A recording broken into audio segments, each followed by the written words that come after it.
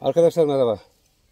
Yıllardır domatesimizi toprak altından sulamalı pet şişeyle dikiyoruz. Sudan %90 üzeri tasarruf ediyoruz. Hastalık böcek olmuyor. Ve çok verimli oluyor. Lezzetli doğal domates topluyoruz. Bahçemizdeki otlara dokunmuyoruz. Bunlar büyüdüğü zaman dikimden 30-40 gün önce bel ile alt üst ediyoruz toprağa. Bunlar gübre oluyor. Gübre olarak bu yeterli oluyor. Başka gübre vermiyoruz. Şimdi toprağımızı kaldıralım bir. Şişe girecek şekilde. Bu sene kenarlarında bu şekilde çevirdim ki yağmur sularından toprak suyunu iyice alsın. Şu suya yakın bir domates yetiştirelim.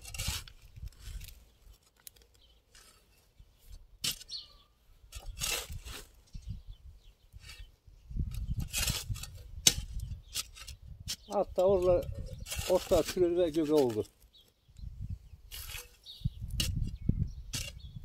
Biraz derin dikiyorum. Bunu 5 litre veya 10 litrelik şişeyle dikebiliyoruz. 5 litrelik şişeyle dikersek 2 adet domates filesi. 10 litreye dikersek 4 tane filemize rahatlıkla yetiyor. Şimdi şişemizi alalım.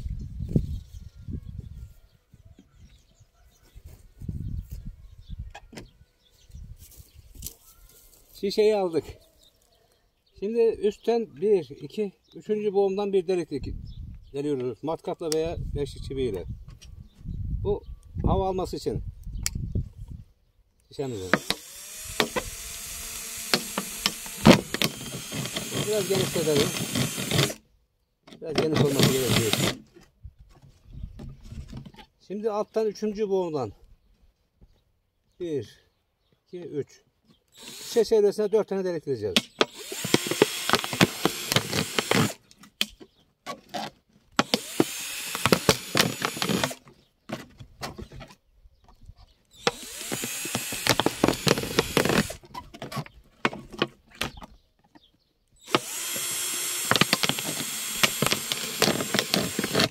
Deliklerimiz tamam.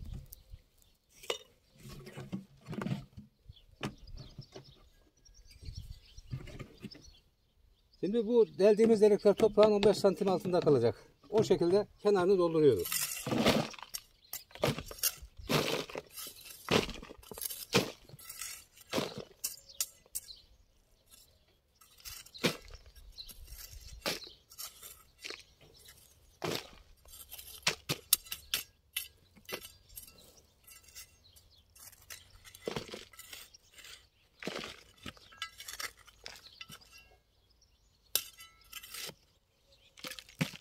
Tabii taşları almakta fayda var.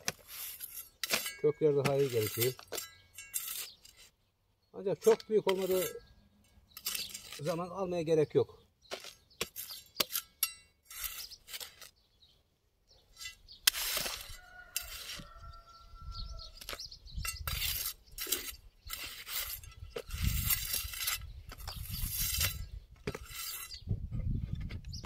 Şişemizin kapağını açalım.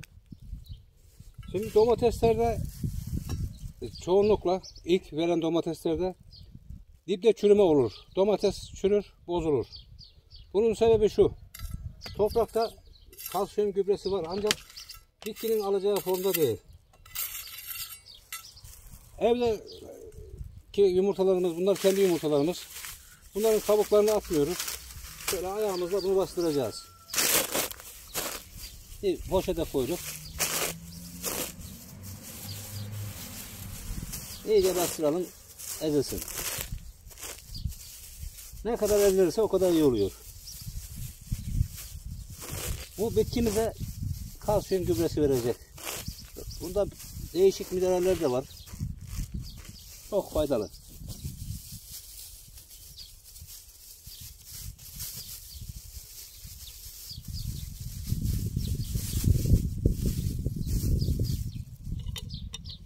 Şimdi bundan 2 yemek kaşığı kadar içine katalım.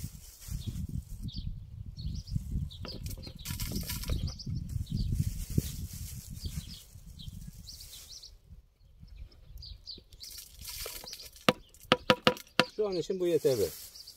Şimdi toprağımızdan da biraz alıp içine katalım. Bu topraktaki canlılar da bunları bitkinin alacağı forma getirecek. Hem alttaki delikleri kapatırız biraz.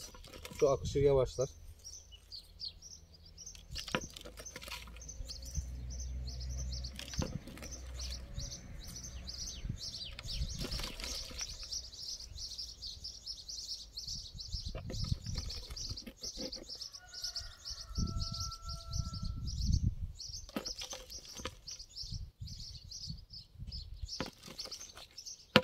Bu kadar yeterli.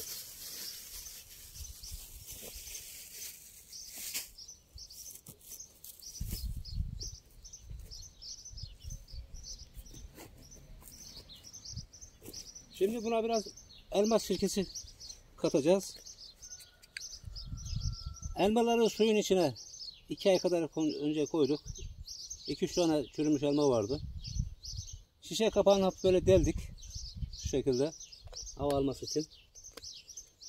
Ve bu sirke haline geldi. Biraz sirke ilave edelim.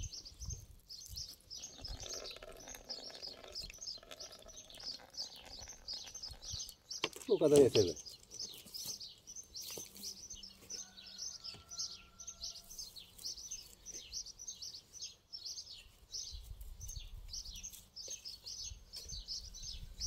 Şimdi bunlar kendi domateslerimiz.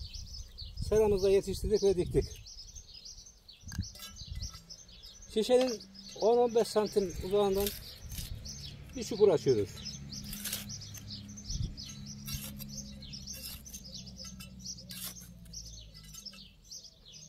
Domatesimizi buraya dikeceğiz.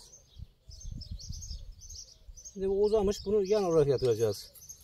Daha iyi köklenir çünkü.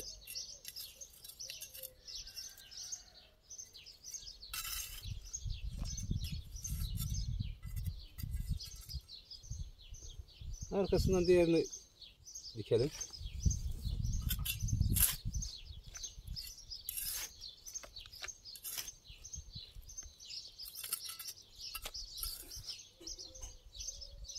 Yine hafif yan yatıralım da gömelim toprağı.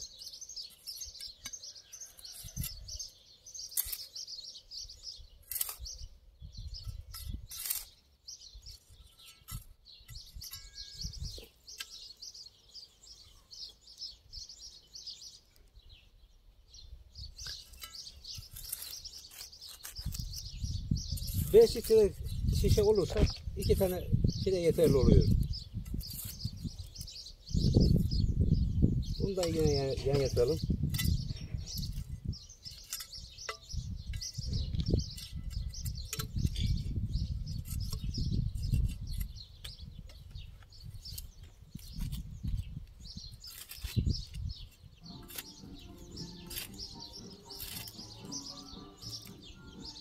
Ve son fidemizle dikiyoruz.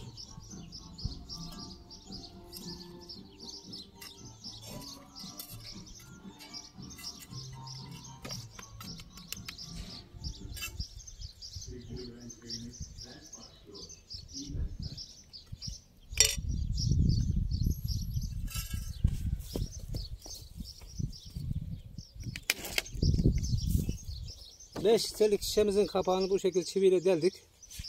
Bunu sulamada kullanıyoruz. Şimdi bunlara can suyu verelim bolca.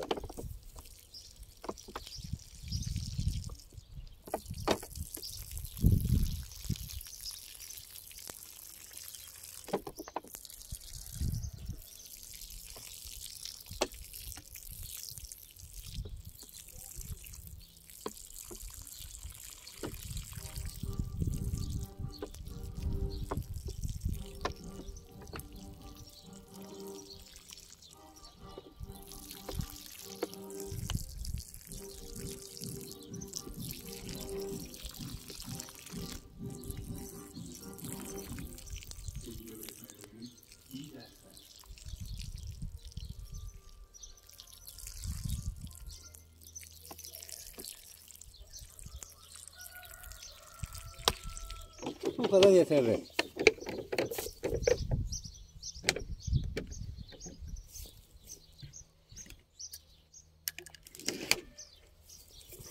Şimdi şişemizi suyla dolduruyoruz.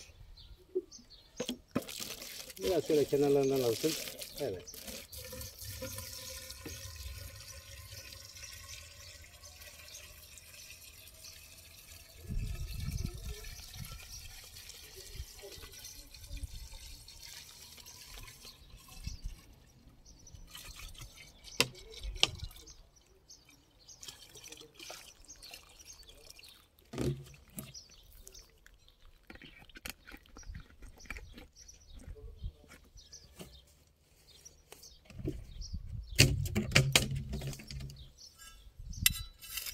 Suladığımız yerleri hafif toprakla örtelim ki nemi kaybolmasın.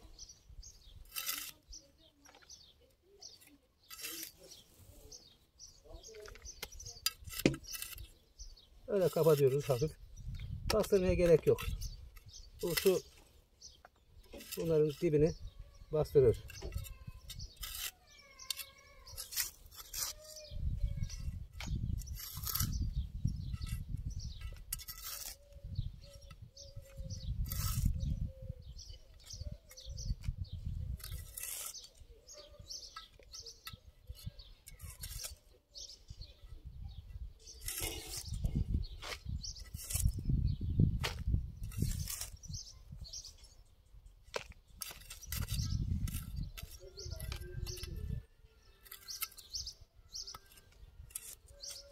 Şimdi bu fidelerimiz ilk anda yan yatar biraz.